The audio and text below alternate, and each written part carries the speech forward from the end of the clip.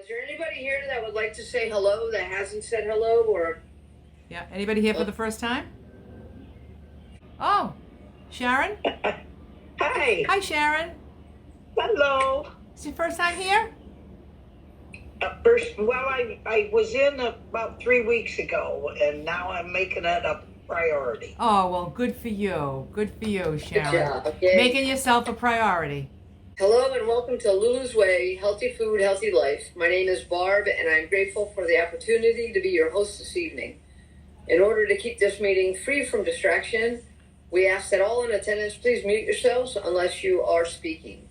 We also ask that you keep the video mode turned off if you are doing anything other than sitting and participating in this meeting so that we can minimize distraction. In this community, we gather to support, encourage, and inspire on the benefits of nutrition, weight loss, wellness, and the joy that comes from choosing to serve yourself well. We are not medically trained, nor do we have formal training in nutrition. We come together here for the sole purpose of providing support, sharing experiences, and promoting a healthy lifestyle. It may be wise to check with your healthcare professional with any dietary suggestions and advice you receive from this group discussion, especially if you have health challenges. Individuals in this group may have different ideas on how to eat healthy. Just figure out what works for you and do it your way. All right. So today, what I would like to talk about, I'm calling it, what's eating you? A lot of the times we're, emotionally eating. So it's like, what's eating you? I'm not going to be asking you what's eating you. I'm just saying that a lot of the time, we go to the food for comfort. We just want comfort, in a difficult time. Like whether it's a health issue or it's a relationship issue or something with the kids or whatever. But, what I've learned 100% of the time, the food doesn't work. It gives me a second problem. It gives me another problem because now, a lot of times, getting stuck in that like, well, I'm miserable because I'm overweight, so I'll just eat, and then it's like that cycle. It just makes no sense, but it's just, it's human. It's addiction. It's like going to something for comfort that's hurts you, for me and perhaps you, it's food. For some people, it's they shooting up heroin and they're about to lose their whole family. They've got to stop or they're going to lose everything. And then they choose to do it anyway. That's the power. And I feel like food had that kind of power over me. It just kind of called all the shots, and I just don't want that life anymore. And I know that food is not the answer. It will bring comfort, and I always say it's maybe about 10 or 15 seconds. It feels really good, and then the reality sets in. What I've done, I'm about to kind of ruin everything that I've done, or I'll start lying to myself, saying, oh, it's just this once, and then the next thing you know, 3 years have gone by and I'm up another 50. And you know what I mean? I've done that too many times. So like, I had an issue this week, something that was disturbing my peace. And it was just,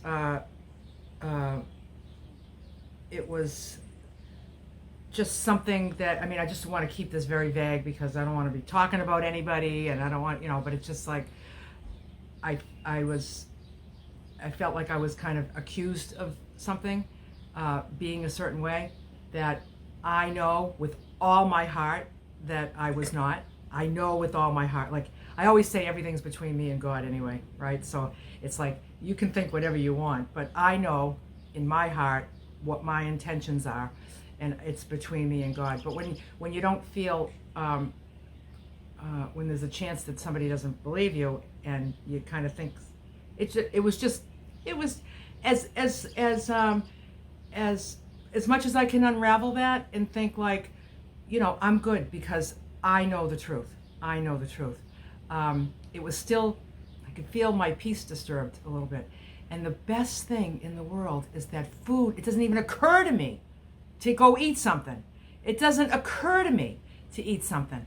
What occurs to me is, let me take care of this. What do I need to do not to change this person's mind, because it's not my job. It's not my job to like have the world understand me. And anybody is entitled to their opinion of me. But my job is to find my peace. Find that peace. Find the quiet. I found that like I went in my hot tub like I do every day, and I usually conk out and nap, but like I wasn't napping. I was thinking, just things like that. Not that I was just fine without the nap, but I just found like the difference is just having something on my mind. And so I just know, for me, I have this kind of system of a few people that I kind of really value, like the depth of their opinions, how they can maybe challenge me, because I'm open to finding something with myself. I'm always open to that. And then it just shows me my work. And I just thought like, this is like my spiritual work. If you don't like have any troubles and nothing's going wonky, like when are you going to grow, And so I have those few people that I can just say, let me just kind of run this story by you. Let me just tell me what you think. Very neutral people in my life. It doesn't feel like gossip. So, just, I don't run it by people so that they can solve it or they can validate me. Or actually, maybe I do want to hear like, no, you're doing it right. You're doing the right thing. You're saying the right thing. Sometimes I need help with my words, like when I want to say something to somebody, because I can kind of want to be like, what's the matter with you? Snap out of it. That's what I want to do. But I'm like, that's not how I want to handle myself, and that's not how I want to present myself in any kind of conflict. So sometimes I need help softening myself, and it's okay.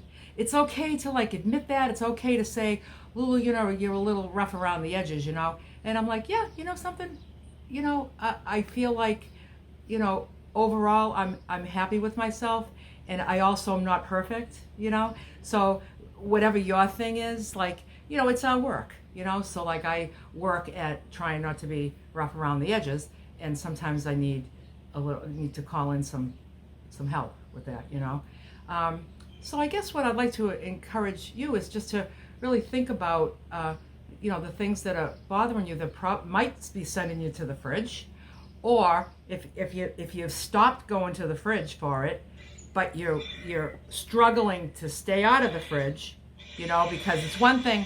Oh, somebody's not muted. There we go. There's two kinds of discomfort. There's needing to go to the fridge for comfort, and then going there, and then you're just like, or needing to go to the fridge, not going there, but wanting, like you feel like you want somebody to like, handcuff you to the door so you don't go, So, and both of those are lousy. We just, and, let me tell you what happened this morning. Through all of this troubling past few days, this morning I woke up and I had my breakfast, and in the middle of my breakfast I was like, it's Thursday and I forgot my peanut butter.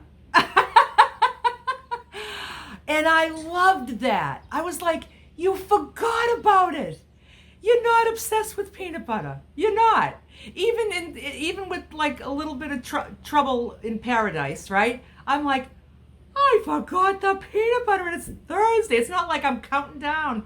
Thank you, God. Thank you, God. Because if I started getting all wonky with peanut butter and I'm like, I have to put it on my calendar so I remember to have it, that's weird. You know what I mean? And if I was like, I have to leave myself a note, don't forget to have peanut, That's just weird. Or if I was waiting every day, like, oh, what's today? What's today? Oh, pretty soon it's peanut butter day, you know? I would have to give it up. And I don't want to. So I'm having it on Sundays and Thursdays. And I just loved, even in the midst of some troubling thoughts, I wasn't thinking of it. So I'm very blessed with that. And I hope if you don't feel this neutral with food, I hope one day you transition into that. I think when you do it long enough, you'll transition into that neutrality where you're just so neutral with it. You know, I went out to my yard today to check my gardens, and oh my God, I'm going to show you what I walked in with. You ready for this? I took a picture because it was so gorgeous. Look at that. Look at all those greens. So that's bok choy, kale, and mustard greens. And I just used it all as lettuce. I know usually bok choy you cook. I was like, how gorgeous is that? Now see, that gets me excited, you know? And I came in and I washed it, and I had a big salad tonight. It was so delish, you know? And you know, I have so much out there, but I just go out and take what I need, and it's just, and this stuff's just going to keep growing, and I'm just so grateful that I'm so neutral around all the foods that hurt me. Like I just it's not going to help me if I'm not feeling right about something that's eating me. I don't need to start eating, you know. Another thing this morning I noticed that I found interesting was I was feeling about maybe an hour before breakfast, hour before lunch, I was feeling dizzy, lightheaded, weak. I was kind of feeling that. And I was just like, geez, I wonder what that's about. I mean, I did do I've been doing the exercises that the chiropractor gave me, but they're nothing strenuous. I mean, it's not like, oh, I burned a ton of calories and I've danced for 10 hours in a row at my meetups, and I don't need an extra meal. I don't get lightheaded, dizzy a week. So I don't know what it was. Maybe it's the heat because it's freaking hot here. And I was like, whew, I think I need to sit down. Like, I feel like I really need lunch. Like, I feel like I need lunch. So I said, what I need to do for the next hour, because I don't want to eat lunch at 11, is I need to just sit down and relax. Because I'm not going to get dizzy, lightheaded, and weak when I'm sitting in a chair. And I'll just wait the hour out. Nothing's going to happen. I'm not going to die in the next hour of hunger, right? And then a friend called and said, oh, I'm heading down to Lowe's. You want to come with me? You need anything at Lowe's? I can come by and we can go together. And I was like, yeah, I'm going to say no, because I'm kind of feeling a little dizzy. I think I need lunch, so I'm going to kind of sit down. And he doesn't really get it, like what I do. He's just like, why don't you just have a snack? And I was like, that's a stupid question. You know me better than that. That's a dumb question. And he's just like, oh, God forbid you had an apple because you're lightheaded. I was just like, but I can sit down. And then what happened? You know what happened? It was probably dehydration. I mean, I didn't feel dehydrated. I didn't feel thirsty. But when I think about it, I just needed to guzzle some water because it's hot. It's like 97, and it's yucky. And so, no, I just knew what I needed to do. I said, I'm going to sit in this chair and I'm going to just take it easy for an hour. And then it's not like I stood up and started falling over. It wasn't that severe. And then I had lunch and then it was fine, And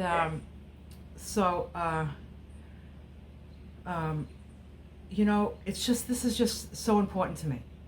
So I'm not going to let what anybody's saying, doing, thinking, as long as I'm happy with myself, I need to just move on from what other people are thinking, because I did learn that other people's opinions are none of my business, because because it makes no sense. I remember somebody told me once, in my comments, somebody told me that I was still fat. And then somebody told me that I was so skinny that you think you're healthy, but you're a scrawny. So I'm thinking, how can two people have to talk? I mean, I'm the same person. Somebody's telling me I'm fat, and somebody's telling me I'm emaciated. So it's like, which one is right? You know, for them, they're both right. They're right that's their opinions. They get to be right. I don't see any of that when I look in the mirror. I don't see either one of those things. Somebody said to me once, I remember this is back when I was working, and you know how I got the white hair, and one day I decided, my hair was snow white for like 5 years, and I was like, I think I'm going to color my hair because it'll just be fun. So I just went like, I don't know, I was brunette, I guess. And, you know, so somebody at work said to me, oh my God, what did you do? You have the most beautiful silver hair I've ever seen. And you colored it. Why would you do that? And I was like, oh, just for a change, you know. Then somebody else later in the day said, oh my God, well, it's about time. You just took 10 years off you. So which is true? You know? What you feel is true, right? Exactly. I'm like, you know, so that's just it. Those two things happened in my life, and I thought those were lessons for me in other people's opinions. They just don't matter to me. What matters to me is what's true. If somebody says, Lulu, you're a jerk, and then somebody says, Lulu, you're so nice, I mean, I'm going to try to find, like, was I a jerk? Was I a jerk to that person? You know, I'll try to find it. And if I don't find it, I'm good. Because everything's between me and the big cheese anyway, you know? So, you know? So, you know, with this situation this week, I'm like, I'm as clean as a whistle. I feel as clean as a whistle, and I'm willing to admit fault, and I'm willing to apologize to somebody if I have to. I do that kind of stuff, and because I want to just live a clean life in all ways, you know. So I guess my message is, you know, if you have somebody, maybe somebody, if you're making friends in this group, maybe if there's somebody that that speaks and you just would like their opinion on something, or just somebody in your life that you just have you can trust them, somebody that you can trust, and just to say, like, you know, I just got something on my mind, can you help me think it through? You don't ask somebody to solve your problems, because, you know, you can take care of yourself. But sometimes just to have somebody to run something by just stops the monkey chatter, you know, that whoosh, you know, the monkey brain, and it just goes on and on and on until you're in the refrigerator looking for comfort, you know. So there's also a certain amount of pride and ego you got to swallow, because, you know, you go into somebody else saying, like, you know, maybe you can think about this better than I can, and I'm grateful that I'm in that space where I can understand that other people have valuable opinions, except besides myself. Because mine are just always fabulous. Yeah, right. I'm kidding. But, you know, just sometimes it's to get outside of yourself and go to somebody else and just say, this is what I did, this is what I said, what do you think? You know? And, you know, somebody gave me really good thoughts to think about, was about, like, you also have to consider, you know, that person and like, what's their motivating fears, what are they afraid of, what are they, you know, and, you know, because people, you know, I always say, like, we're either in fear or we're in love. I always thought the opposite of love was hate. So if you didn't love something, you hate something, and that doesn't make any sense, because I don't love or hate everything, right? And then I also thought that the opposite of fear was brave, but actually it's not, because just because just because I have a fear doesn't mean that I'm not brave. There's so much in between each one of those things.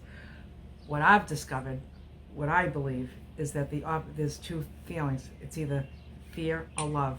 And if anybody is not acting in love, chances are they're acting in fear. And, like, you know, what are those fears? You know, they're different for all of us. And so I try to, like, put myself in their shoes and try to feel what they're feeling, to maybe better understand them, because at the end of it all, I'm releasing myself of the thoughts. Once I can try to figure out how to understand where they were coming from, rather than thinking they're being mean to me or they're being awful to me. Like that woman that said that about my hair. You just took, it's about time you took 10 years off of you. Well, I wonder if she has the fear of aging. I wonder if she's afraid, like she would do everything in her power to stay looking young. So it baffled her that I didn't do this, because looking 10 years younger is a great thing to her. I don't need to look 55.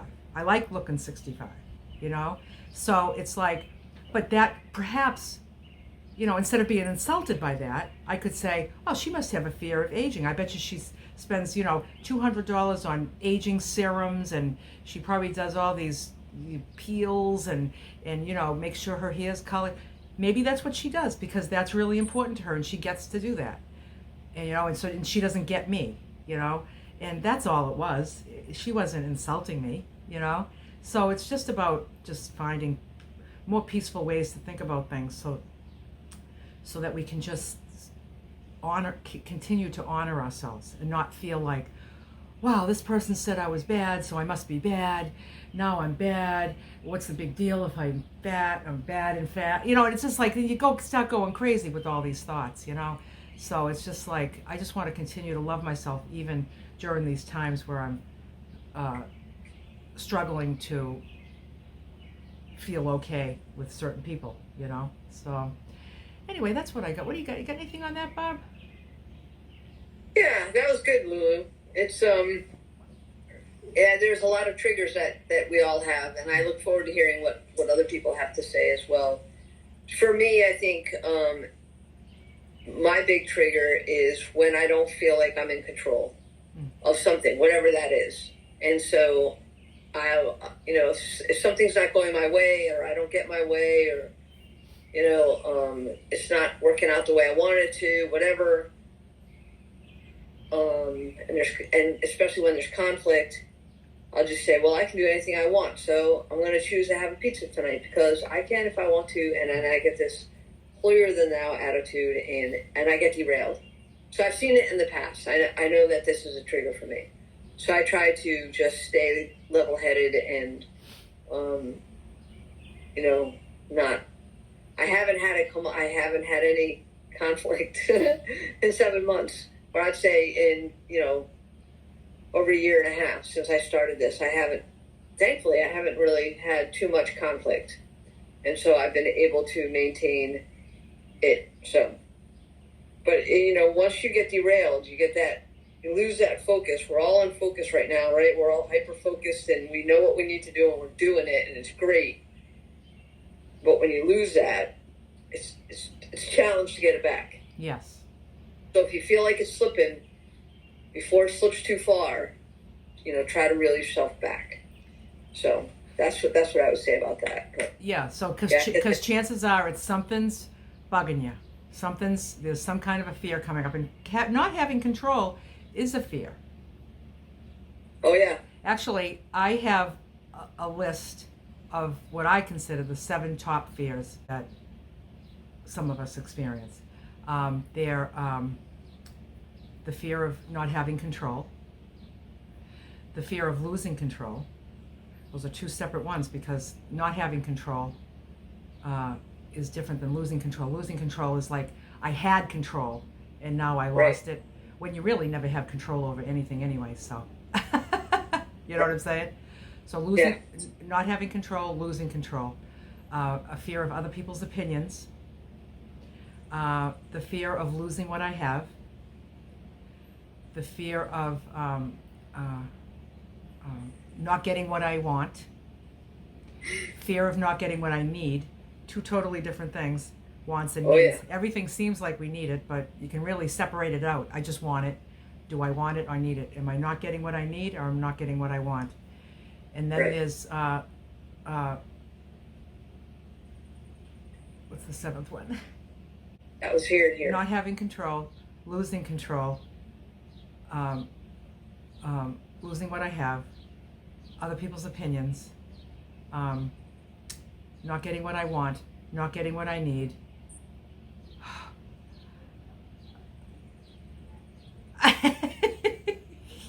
and forgetting what you were going to say. Oh, yeah. I'm not afraid of that anymore because that's the story of my life. Is a story. I'd be living in fear constantly. Yeah. Yeah. Oh, it's right on the tip of my tongue. I'm gonna find it. I'm gonna have it in a minute. That's good. And I'll take the pressure off of you to find it, and then it will come. Yeah. And then the only other thing I wanted to say, Lulu, is if I get like that, generally it's dehydration. For some reason, I need to drink a lot of water. Yeah. So these are 750 mils, this bottle. And I drink at least 3 of these a day. More if I'm cycling. So otherwise, yeah. Yeah, I have this, I have this guy next to me all the time. Huh? I have this guy next to me all the time. I don't know whether I just wasn't drinking enough. I didn't feel thirsty, but yeah, I was just like, whew. Yeah. Yeah, you never feel thirsty, I don't feel like. Yeah. When you're dehydrated. And then the other thing too is I also do electrolytes. And in this heat, that might have been something that would have worked well for you. So I don't do Gatorade because there's just not enough goodness in that for me. But I did find another product called Element, LMNT, Element. And it just has sodium, potassium, and magnesium in it at levels that are, where you're supposed to be. So if you use that whole packet in 8 ounces of water, they would call that super salty. And some people like that. And I dilute it way up. So I get my bang for the buck, but I get extra electrolytes in there. So that might be something you might be interested in. I don't know if you do electrolytes at all, but I don't. Yeah. So anyway, that's what works for me. Yeah. So if anybody just wants to talk about, what sends you to the fridge, or, how you manage that, how you're managing emotional eating, or talk about anything that you want. If you don't have anything on that subject, please feel free to tell us about your week, how things went for you, how your food went, and we'll just want to hear from everybody. Yeah. All right, Chris, you're first up. Hi, Chris. Hi, everybody. For me, one of my triggers has always been, now, I don't know if this is odd, but I've heard people say that if they're down, they eat what's not good for them. So I tend to be the opposite, where I won't eat very well. But what's happened to me, and it all has to do with planning, that when life throws difficulties my way. So, for example, this year, my family and extended family, we've had a really harsh year in terms of loss. And so when I get down, what happens is I don't go to the grocery. You can't get yourself together to go to the grocery, which means I wouldn't prep my food, which means in the past I would have to eat something. So you would eat whatever's in the house, which was not what I needed to eat. But what I've noticed is that life is always going to throw those curveballs at us. And as I progress on this journey, my preparation has different modes. I have my prep that I do so that I have my meals ready every day.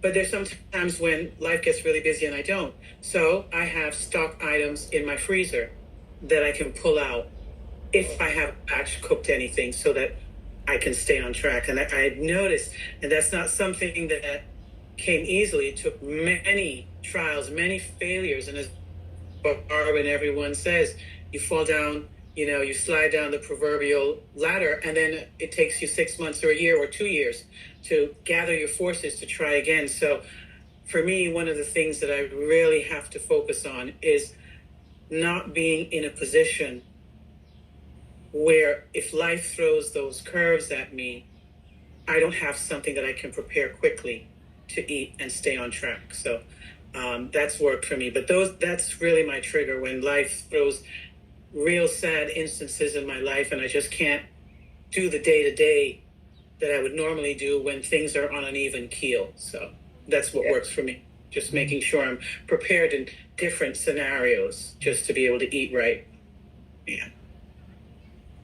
Yeah, that's a really good idea to stockpile some prep food and keep it rotating, right? So that it doesn't stay there too. If I make an instant pot of black beans, I'll always take one, well, it's usually 16 ounces, and then it's frozen. I don't use that. I might be eating black beans and another bean this week, but whatever I batch cook, there's some that's frozen. And then I always have like mixed veg, frozen veg from the grocery store. That's, what I would use if I'm in a real crunch and I need to get some vegetables in. But anything I cook, and for me, I eat a lot of tofu. I can eat it even raw. So I can open a pack and sprinkle some in a salad. But things like my beans, other proteins, anytime I cook, there's a certain amount that I freeze. So I always have something that I could take out and defrost and make a meal of if I haven't cooked that's, unfrozen in the fridge that week. Yeah. I could see that would work too if someone gets ill and doesn't feel like cooking. You have Absolutely. to. Yeah. That's a great idea. So you're saying basically that when you're feeling the sadness and life struggles and curveballs, it's like being prepared, having food prepared is what will keep you on track, because it will be like and having things that I can put together easily. So normally I will meal prep just like you, and I know for the next few days or for 5 days, these are the things I'm going to eat. Right. But you got to prepare them. So, and I did mention to a couple of you that this year we between Christmas Day and May we had 5 deaths in our family, and so when you hit the 3rd death, it's starting to take a toll, and then the 4th and 5th were on the same day. It's like you're reeling, Yeah. And if I didn't know in my mind what I could eat, I'd just start picking whatever's in the house because I don't live alone. So you just start eating everybody else's food, right? Because you have to eat something, So yeah. But I've learned that the hard way. It's taken years to get to this point where there's always something I can crack that freezer open and pull something out and make myself a meal really quickly if I haven't prepped that week. Yeah. Good. Yeah, that's a great idea. But it's like you just know that, eating your way through it's not gonna make it better. This I can control. What I eat, I'm in control of. Yeah. I can't control anything else, but this I can. And you're doing a good job. Yeah. You've done well. Yeah. You've done very well. What's your total now? My total is 92 since I first started. Wow. Imagine that. Thank you. Nice. It's been a journey, continues to be, but nice. we'll make it this time. Yeah. Yeah.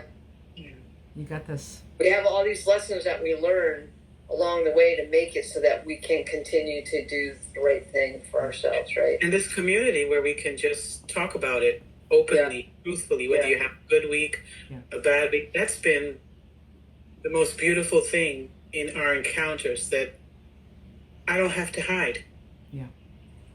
I can say I had a bad week. I can say I ended up in a restaurant and ate the fries because I wasn't prepared. I can say that. There's no judgment. There are tips. How can I prepare better? That's what's so beautiful about it, Not alone. Yeah. No. Decisions are mine, but I'm not alone. I have a community backing me, just as I hope that you all feel that I back you as well. Absolutely. Yeah. Good, Chris. Absolutely. Thank you. Liz from Florida. Hi, Liz.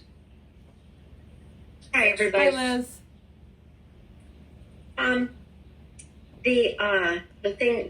This week's topic, what's eating you and triggers, and I've never been good in social situations. I've learned over the years and accepted that it's just not something that I'm natural at, and I have to work at it.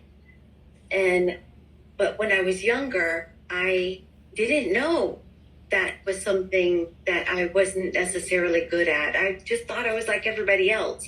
But I would go through the day offending people without knowing it. I really, truly didn't know. I did not think I was doing that. But so anyways, over, time, I learned that,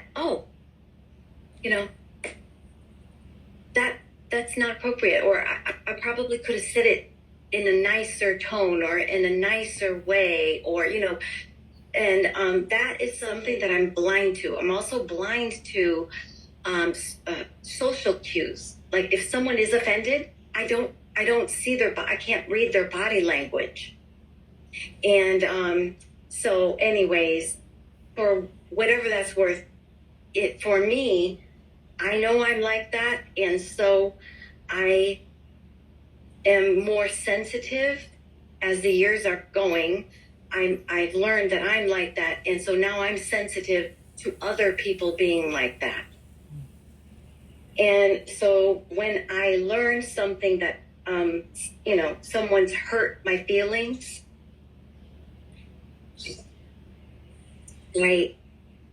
I of course my feelings are hurt, and I used to turn to food to make me feel better. But many years work, I have many years of journaling, more than 5. And I just keep writing, and then it comes out. And so journaling helps for me. Say prayer, and it's exactly what you say, Barbara. Lulu, I'm sorry. It's exactly how you say it. It really is a spiritual journey. It really is spiritual work.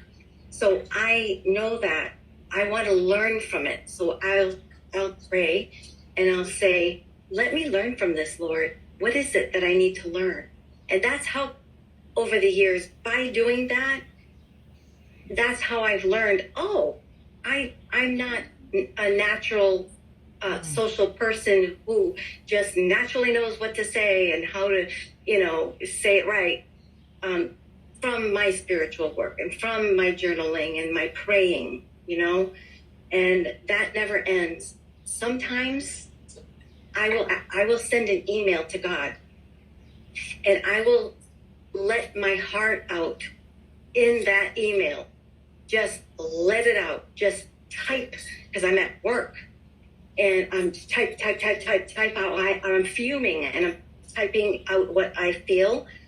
And towards the end, it washes over me how much God loves me, and it's going to be okay. But then I feel so much better, and I do email it. I email it, to myself, but the title is to God. It's like a prayer that I'm typing out. So I just want to make it short, because I know it's such a topic that a lot of people are probably going to want to talk about. So that's it for now. Thanks, Liz. Thanks, everybody. Thanks, Liz. Thanks, Liz. Yeah, it sounds like, you've, I just love the way, like, when I suggested that, people have someone to talk to, you've got someone to talk to in an email, and you've chosen the one that you want to have the communication with, and that works for you, and that's great. And I love how you, when you were talking about, how you lack social, all the things that you said about the way you struggle there, to be and I didn't know, and I didn't even know, I had no idea, and it's like, and that, so the growth to get to that space where you do have an idea. That's and you say, like, it is a spiritual journey, and just think of, like, your spirit. It doesn't have to be, for everybody, it doesn't have to be a holy experience. It's just Right. taking care of your spirit. That's what I consider my spiritual journey, is like my spirit, and and I mean, I do have a God in my life, and I call it God, and I'm not religious, but I am a very spiritual person. And you just however that evolved, it could have been through these conversations and journaling, your conversations with God, that you just unraveled that and said, oh, just something for me to watch. Let me watch and see if I'm offending anybody, and maybe watch myself a little closer. With my situation this week, it's just kind of like, oh, let me look at that again. Let me just, I'm not finding it, but maybe somebody else, I want to find, to find that it's me, and it is always the easiest way, because I can change me. I can't change other people. So if I can find any way in which it's me, that's what I can change, so I'm really willing to find it, because if that's where the change has to happen, then, I can do that, but I can't change anybody else, and I spent most of my life trying to change other people, especially people that I was married to. You know? Hear ya. You know, and it's just like, wow, it was exhausting. What an exhausting life. Just always trying, you should be doing that. You should stop doing that. Stop doing this. Stop doing this. And it's just like, and no one listens. That's because, who am I? Who am I to be barking orders to people, you know? But just like you, Liz, where you didn't know, and then you know. So that's the same with me. I didn't know, and now I know. I think if I was going to be a wife again, God help me, I would be a much different partner in life. I know I would be. I wasn't an awful partner, but I wasn't the best version of myself.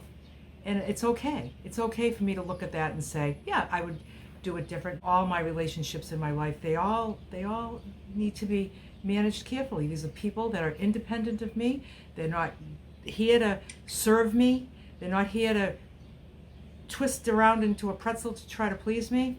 And just be yourself. Just be yourself. And like, you know, when they say, you know, live and let live, you know, live, I live, and I let you live. It's just amazing how life just gets so much easier. And then you don't need to go to the fridge all the time for relief, because no one's listening. No one ever listens to me, you know? So, All right. good. That's good. Thank you, Liz. Good job, Liz. Thank you. Good All right, self-discovery. yeah. Good self-discovery, and the way that you've. Thanks for sharing your method on that. Yep. Okay, Seattle Sue, you're up. Hi, Sue. Hi, Sue. Greetings and hallucinations. I've had some things that have robbed me of my joy. Okay. And my niece and my brother in Lewiston died about a week and a half ago. I couldn't share it last week. I didn't feel up to it. But yeah, it definitely robbed me of my peace and my joy. And then at the end of the stress, I got gout. So now I've had gout in my foot, a first-time thing. The doctor said it was from stress and being over there in Lewiston, dehydration, and probably, I don't know what I wasn't drinking anything, or I ate turkey, but anyway, on to that. But I was fortunate my husband was able to go to the grocery store and bring in groceries for me to cook. I could stand and cook, but every step with gout, it is just excruciating. I've never had it before. But I was able to cook, but it was really a hard time to be stuck in grief. And I don't know about you, it's like, but I use exercise, you know, to lower my stress in my life. You know, I go to the gym, I ride the bike, I take a walk around the park, and then you feel so much better. Any form of exercise. And then choosing, I mean, it doesn't matter how you've been brought up, choosing a positive attitude every morning, choosing that positive attitude. And there are mornings I got up and just felt like crying, and I did. I had my grief, but then I chose, you know, count the blessings of today. And it's always a battle of the mind. And we just got to face that. Today I'm going to choose a positive attitude. And like you, Lulu, I am a spiritual person, and, you know, that's just a time that, you know, I just have to read God's love letter to me, the Bible. And I really just focused in on, you know, Psalms and Psalms 139 and God's love letter to me soothed my spirit. I'm feeling so much better.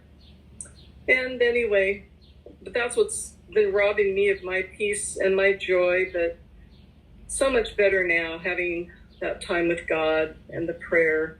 The funeral will be in a few weeks, in the heat of summer, and there's still stress. Stress can also cause gout. So anyway, along with that, along with all the stress and all I did weigh myself, and I'm have a new doctor, so I'm in my yearly physical, doing all the blood work and things. And I told him about Lulu's Way, but I didn't call it that. I said the old Weight Watcher diet from 1980. except tweaked. I said, no, no junk food or packaged things. He's like, oh, that sounds good. Anyway, he okayed it, and the weight is moving. And I don't have really high A1C, but my A1C blood count sugar was 5.2, and the doctor said, gee, that's lower than mine. So anyway, good things. But anyway, that really, I don't get turned on to food when I'm under stress. I'm kind of, I don't want to eat, and in fact, my daughter Waverly and her new husband came, and they brought Chinese food one night just to hang with us. And, I had beef and broccoli, and it was, I kind of look at it and go, ooh, I don't say it, but I go like, do I have to eat that? And, I don't want to offend.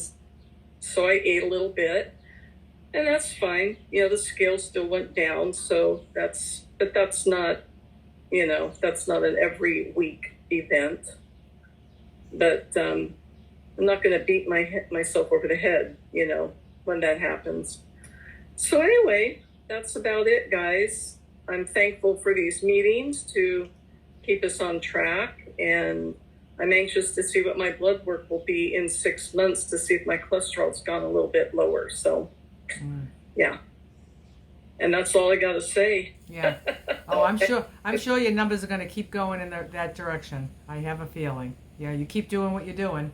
Look at your blood sugar numbers. I mean, that's what happens when you stop eating sugar. Your numbers get good. Your numbers are good. Lulu, the big thing is a couple of months ago we said it's not good to do to blend two diets. And it was during camping or something. I said, I'm going to stop what Overlake Hospital was having me do, and I'm going to do just Lulu's Way. I was stopped for 6 months with a weight loss, stumped. I lost 30 pounds, and then the scale stopped. I switched to Lulu's Way. The scale is moving again.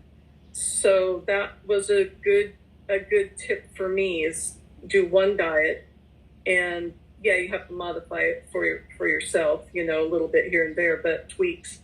But that was a good tip. And now the scale is moving, and I ignore it, and I just hope it keeps going down. So it will, Sue.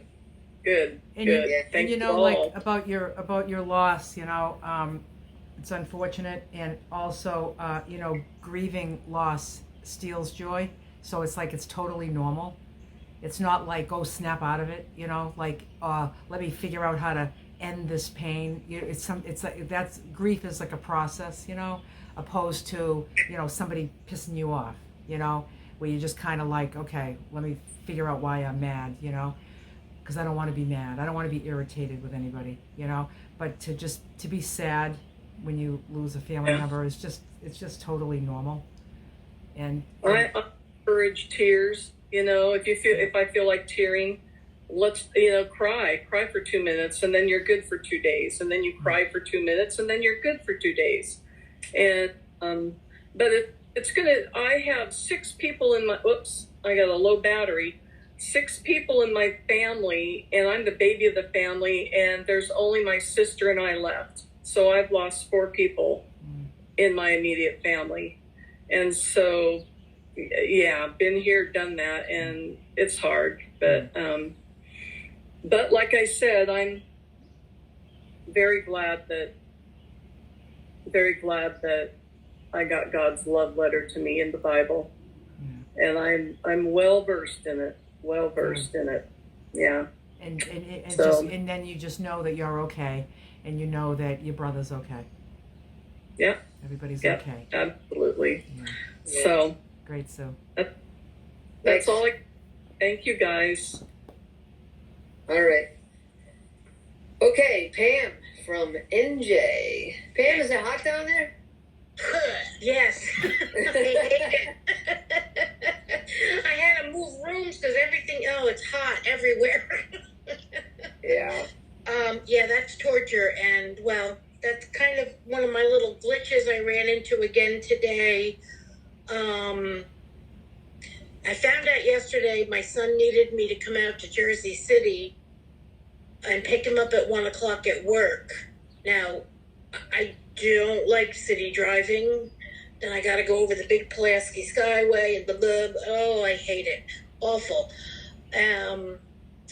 He needed my help to take him somewhere. And at 1 o'clock, I'm like, well, what? I eat lunch at 12:30. How am I going to do this? I can't drive in the city and eat a salad. So I had to spend the whole evening yesterday trying to, and I committed to, I'm going to figure this out. And plus my air conditioning in my car doesn't work so good. So it was not a pleasant experience. So I figured it out.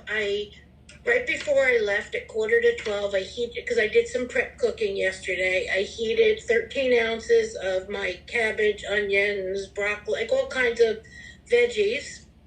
I heated it up and put it into the cooler bag, but not with ice, but to keep it just warm for like an hour. I figured an hour it's safe. It had no meat, nothing else in it. I figured it was safe and good. And then around 12:30, when I was on my way there, I had my 2 hard-boiled eggs. Then when I got to his work, I said, "You're driving. I need 20 minutes." I got on the other seat and I ate my food. Oh, good idea. And I just brought 13 ounces, and then I had a little baggie with carrots and sugar snap peas with 3 ounces, because I was like, this is a load of food. I only going to have 15, 20 minutes to eat. And so, but it worked. And I knew I had those carrots if I really needed more. I knew I had that. And it worked. And it felt really good that it took me a lot of thinking, took me a lot of stress last night and trying to figure it out. But then once it happened and we got everything done and I was home by 3 o'clock and it all worked out, and I was really very happy with it. I do have issues more, I think, with the planning. Like, that has to be my priority. Like, I had to cook yesterday because I knew we have the garage sale coming up this weekend with my family, and I've got more to do.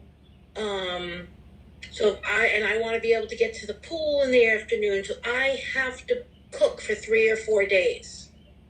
So I have to, like, Sunday, and then Wednesday was cooking, and then it'll be Sunday again. And I feel like as long as I do that, I don't have that temptation to just order a pizza because it's hot and it's easier. Or even get a salad from, if my son orders a pizza, I don't even want their salad. I can eat my own salad. So I think, like Chris said, and when I do cook, a lot of times if I have to boil down, like sometimes I get vegetables and then they're on their way out, so I boil them up and do them with my immersion blender and I freeze them. So then I have just a vegetable soup that's all creamy and thick. So if I'm really out of vegetables or really low on them, I have 8-ounce containers in the freezer of just like pureed. So it's really yummy, actually. Cauliflower creams up really yummy like that. Mm. And just with water and seasoning, so you're not getting anything wrong in there. So I do that, Chris, as well, as I make sure I have a couple of things frozen and prepared. I feel like I've been able to talk myself through the other things like that are eating me, like stressors. Like I lost my cousin, my uncle, who we all knew when he got close to the end of his disease and his life, he was going to go to Switzerland and end his life on his terms. So I just found out that he called to tell me that Switzerland is planned for October. So every day I'm feeling that and thinking about that. But he's been a big support to me. So, he would kill me if I stopped eating. I stopped eating this way because he upset me.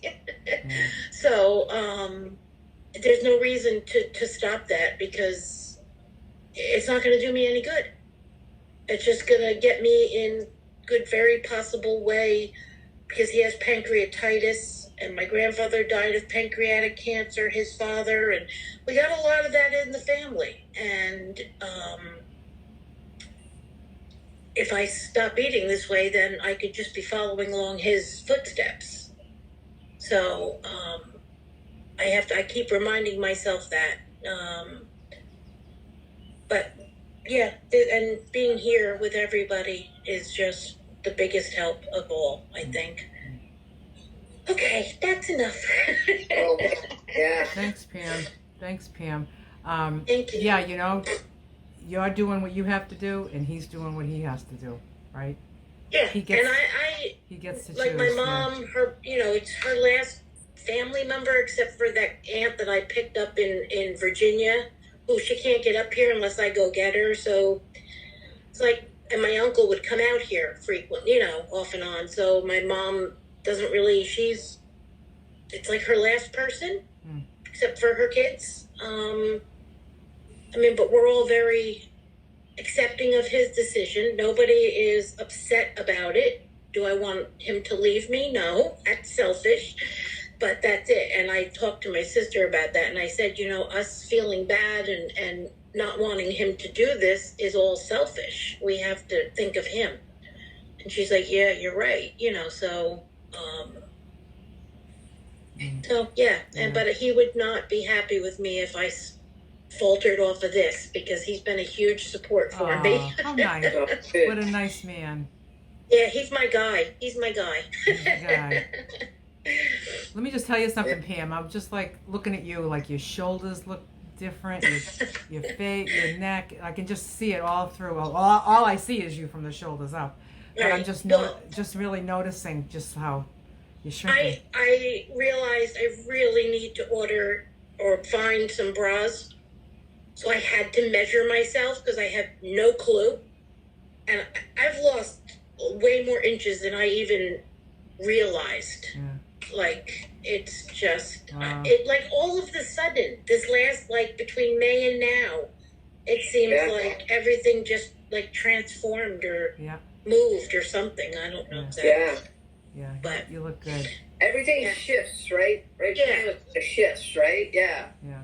Yeah, Yep. so now I gotta find some kind of comfortable, lightweight. Is there really a bra like that? So I'm on the hunt. Yeah. Good luck. And I loved how you you had this dilemma at lunchtime, and you were going to try to figure out what you were going to do, and you just knew whatever is going to happen here, it's going to be that I'm going to eat. I'm going to eat on time, and I'm going to take care of myself, even though I got to go give somebody else a ride. I need to figure it out. And when you just, instead of being overwhelmed with it and saying, oh, I can't, so I'll just whatever, you figured it out because it's really, really important. And my concern wasn't that I'd be so hungry, because I can fast until 2:00 if I really had to, technically. My problem was once I started eating and then on the way home, I'd be so hungry that I'd have no control. Yeah. So I had to catch it before that happened. Yeah. Look at you. That was my thought process. Look at how tuned in you are to yourself. You're so tuned. Isn't it so great? It's so great to just be so tuned in and know yourself and know your body. I was oblivious to my body. I was too. Yeah, I was. I didn't know who the heck I was. No, I was just oblivious to anything, Yeah. I just wasn't focused on myself like that, and it's just Agreed. just be so in tune with emotions and feelings and what you're going to do with them and just what kind of person am I? Who do I want to be? who do I want to be in this world, and how do I want to feel, and just take that and just make things happen, you know, Yeah. and just keep checking in with self, you know. Thank you for all the guidance with that. Yeah. Good for you, Pam. Yay, Pam. Good job, Pam. Hi, Helen. Hi, Helen. Hi. Hi, everyone. Well, first of all, I'm really sorry for everyone who's dealing with grief. I know how hard that can be. And I had a couple of little notes here. One, this week I had to travel to a family member who has dementia to help care for her for a little bit and talk about other people's opinions. She's always been opinionated, and she had an opinion about how I was eating. And so we dealt with that, and I don't carry that back with me. But it was hard to stick with my plan in the face of her not understanding, and she's not able to at this point. So that was a really big challenge. And everyone else pretty much spoke to what I learned on this trip was just how important the food prep is when you're traveling. Because even though 3/4 of the time that I was there, I stuck to the plan. But on the way home, I didn't have what I needed. So I need a little better preparation for traveling to be able to maintain my plan. So that was dealing with someone else's opinion and no discussion. I remember I think it was last week, Lulu, where you mentioned if someone says, wouldn't you like that piece of cake or whatever? Or don't you miss it? That's what it was. Do you miss it? And you said, sometimes, an end of discussion. And I actually did try that with her, and it did help. Oh, good. So this person good. this is the one with dementia. Okay. Yeah. Because there's people that don't have dementia that have a problem with the way you eat. You know what I mean? It's like, at least she's got an excuse for being a little confused with what you're doing. There's some people that are very Right. confused with what I do. They think I'm not living. Like, you're not even living, Lulu. You know, like, you know, everything in moderation. Yeah? Well, yeah, that would be nice. That would be nice if I did things in moderation, but I don't, you know. So, but I mean, at least you can just say, coming from a place of dementia, you know. Yeah. Was she opinionated come in- before? Was she opinionated before she had dementia? Yes. Okay. Oh, yeah. Now it's just on repeat. Yeah. Oh, I see, yeah. And she'd come in, would you like a cookie? Yeah. How about I was really tested this week. How about a cookie? Well, after dinner. Wouldn't you like something before you go to bed? I said, no, don't eat after dinner. You sure? Aren't you going to be hungry? And then it repeat. So I was really tested to not just say, sure. I'll make you happy. Let's have that cookie.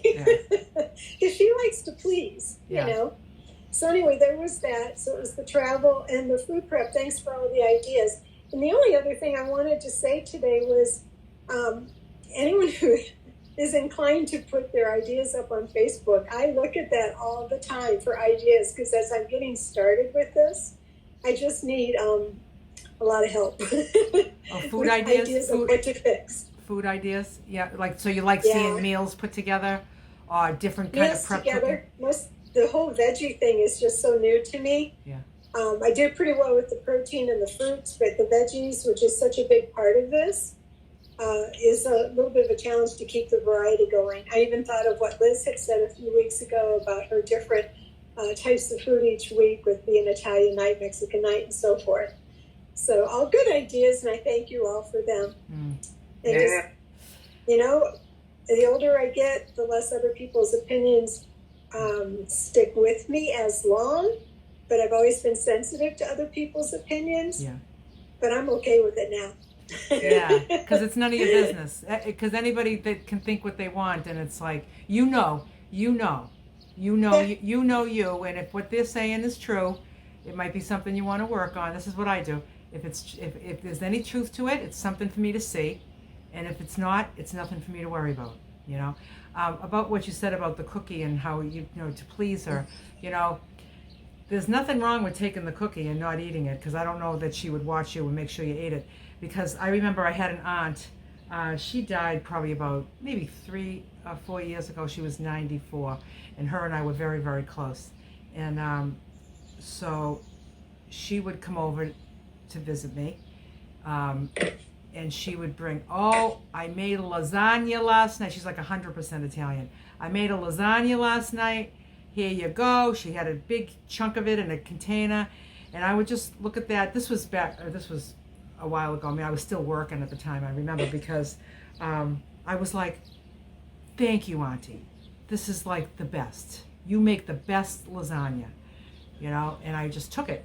And then she was beaming and as happy as can be because, she's cooked for me, And then, I was driving into work the next day. I took it with me because there was at this traffic light right near work, right in downtown Boston, there was always this guy sitting there begging at the light. Oh. And I was just like, I'm going to give that piece of lasagna to him. I brought a fork, I brought a napkin, everything. And I was at the red light and he's walking up and I was like, hey, come over here. Come over here. 100% Italian grandmother made this. You enjoy it. And he was like, thank you. And I brought him many things from my aunt.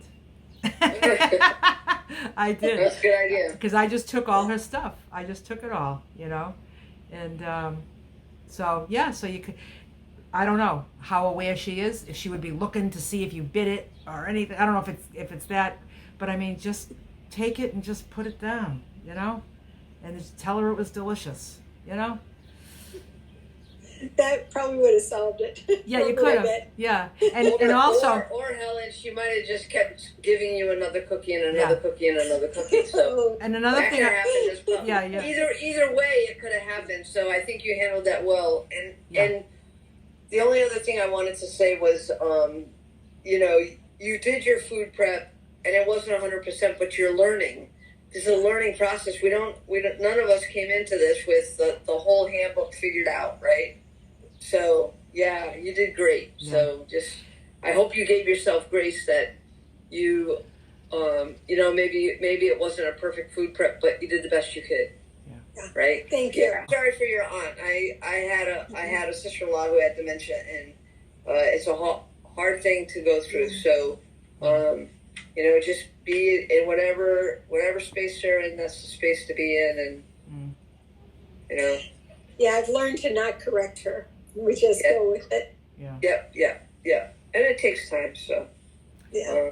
And another thing that I noticed was, when she said you want something and you said I don't eat after dinner, but then she's just like, but aren't you going to be hungry? So it seems like she's worried that you're going to be hungry, So what if she said, you want to have this? You could just say, I'm not hungry.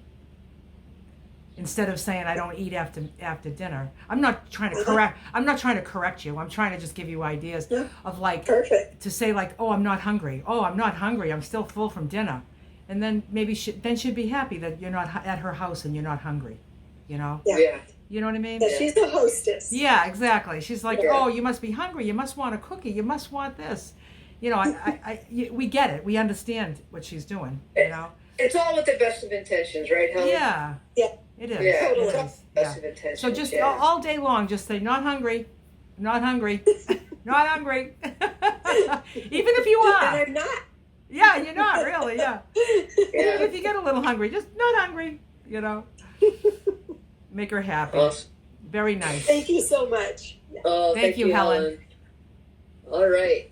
Christy, I think we're gonna... everyone.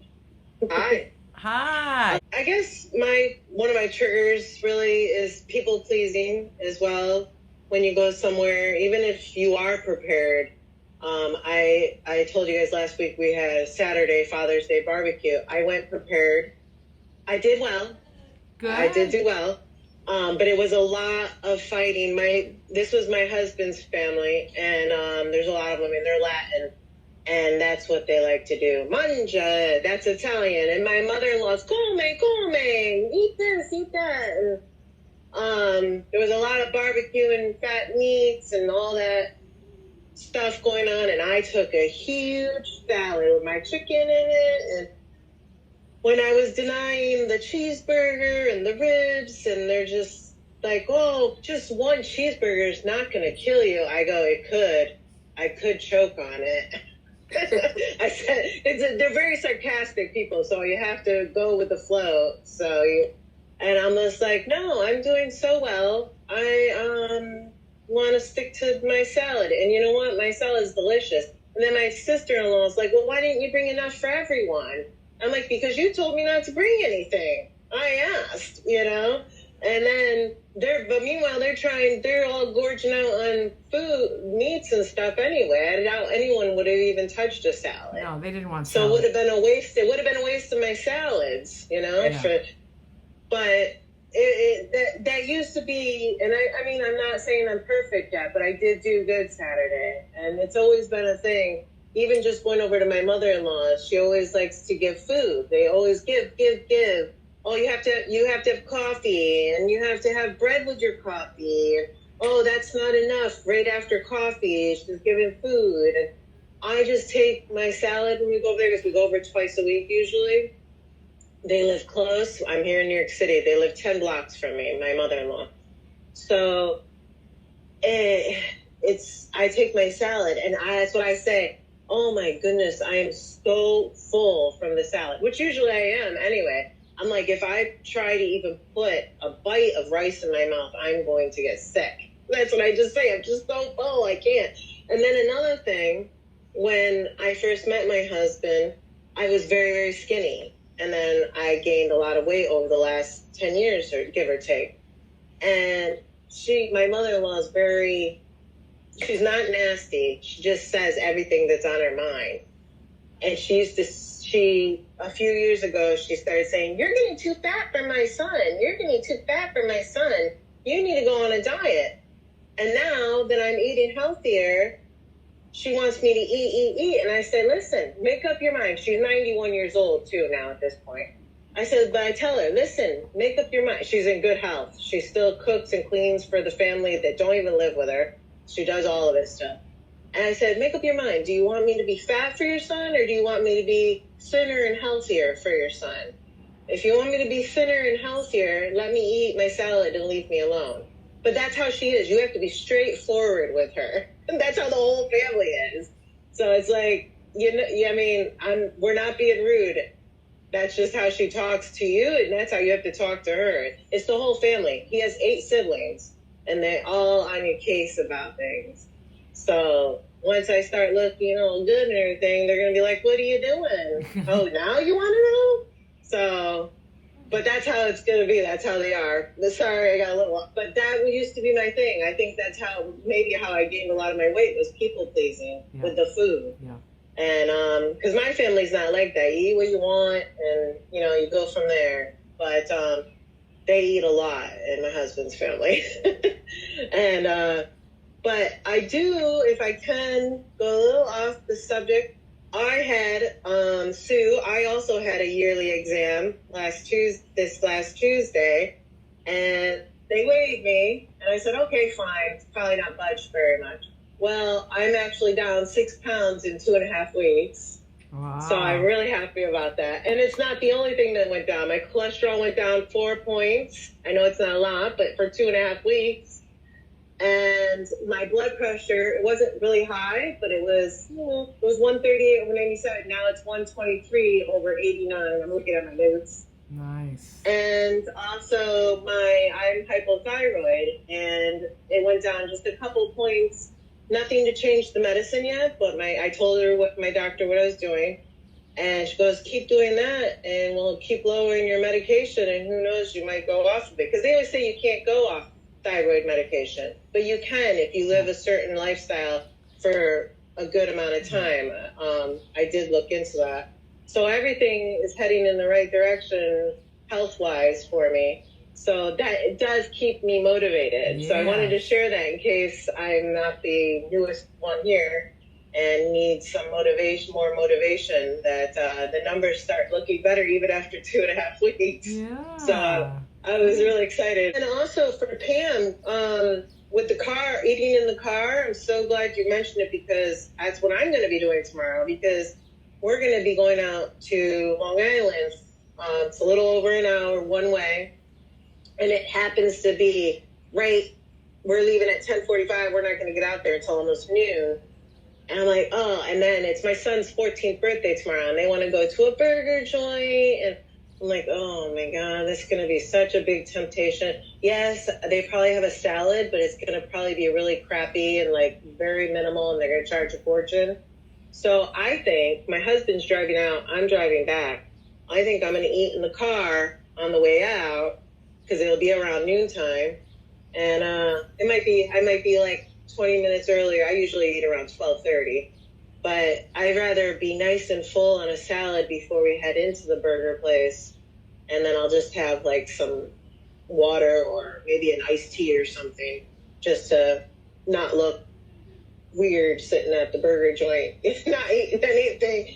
And I don't want to take it inside. I probably could, but some places get really particular about that if you don't all order. So I figured when she said that, I was like, you know what? Instead of fighting to eat in the restaurant, I think I'm just going to eat in the car. Yeah, just listening to everyone else tell their stories keeps me motivated. And I could have just said, what the hell? I'll just do a cheeseburger tomorrow at the burger. Let's just eat like what everyone else is eating.